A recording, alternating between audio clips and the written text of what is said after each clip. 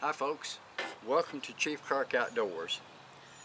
Today what I'm going to do is, a friend of mine asked me about how to make charcloth. So it's been a long time since I've done a video on making charcloth, so I'm going to do one now. And I'm also trying out a brand new stove that I bought just 30 minutes ago. For some odd reason, I got a green bag and it's got all my cookware and all my stoves and all that stuff. It has disappeared. I have no clue where it is. So I had to go out and buy a stove so I could make some charcloth, which I was almost out of. Now, to make charcloth, it's really easy. The first thing you got to have is some cotton material. Now that cotton material can be a whole lot of different things. It can be towels, it can be underwear, t-shirts. I bought this stuff online, and it's pure cotton, and you just cut it into squares like this right here. And I don't guess it really matters on the size. They sure don't have to be precise. But find you a cookie tin, and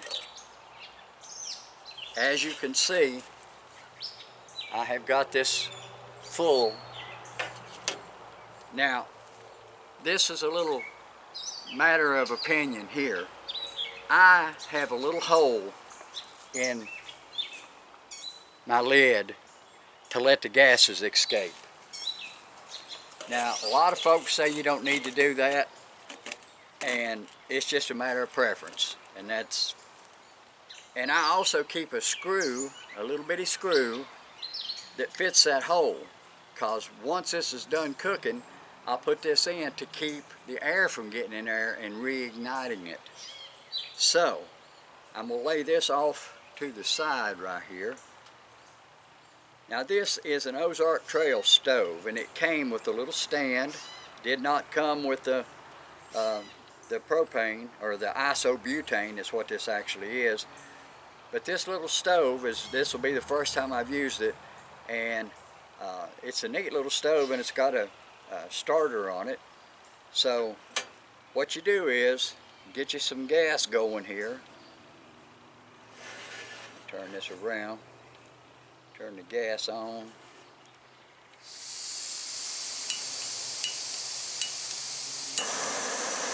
There we go. And just set this on top of it.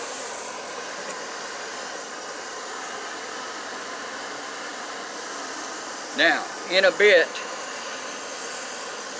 already you see this start smoking. The trick here is to just let it cook until this smoke stops. Now there may be flame come out around here, and if that happens, that's fine. That won't hurt nothing at all. Just let it burn. And when the smoke and the flames stop, it's done. You shut it off, let it cool down, get your charcloth out of it. And this smokes to high heaven, so you don't want to do this inside your house for sure. So I'm going to stop the video, and then when this is done, I'll come back.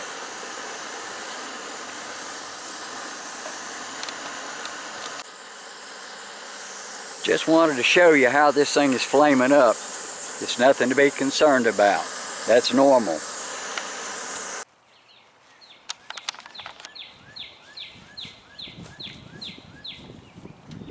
The little stove worked absolutely great. I'm impressed with that. I think this has cooled off enough now. I'm going to open it up and see what our charcloth looks like. If it's not done, we'll just repeat the process. Oh yeah. As you can, I hope you can see in there, this just looks great. Now what I'm going to do is I'm going to take a piece of it and I'm going to put it in this tinder bundle right here, and then I'm going to take another piece to use with my flint as my pal Dominic Minichetti says, don't be stingy with your Charcloth. So I put a couple extra more pieces down in there. Whatever he tells you, listen to it, because he gives real good advice. Now, I'm going to take this piece.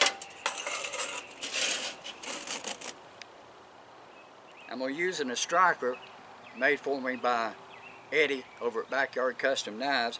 Haven't seen anything from Eddie in a while. I hope he's doing well. And a piece of flint from Cherokee, North Carolina, the Indian Reservation. And I'm going to see if I can get it to fire up.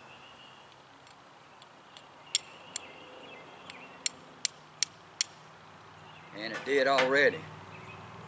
It's hard to see when it's light outside. I'm going to put this right down in here if I can keep from burning myself.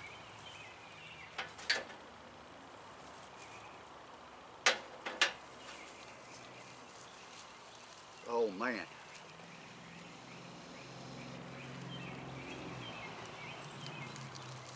And there it goes.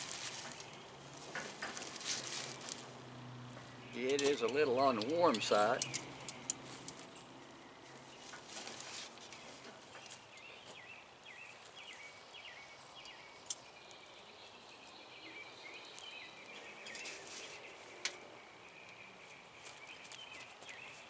All right, that worked good. That worked like a charm. So that, folks, is how you make Charcloth. It's so simple to do, even I can do it. Thank you for joining me, and I sincerely hope that you learned something. Till I see you next time, God bless you. Don't forget, tell somebody you love them, because they may not be here tomorrow. That is so true. See you on the next one.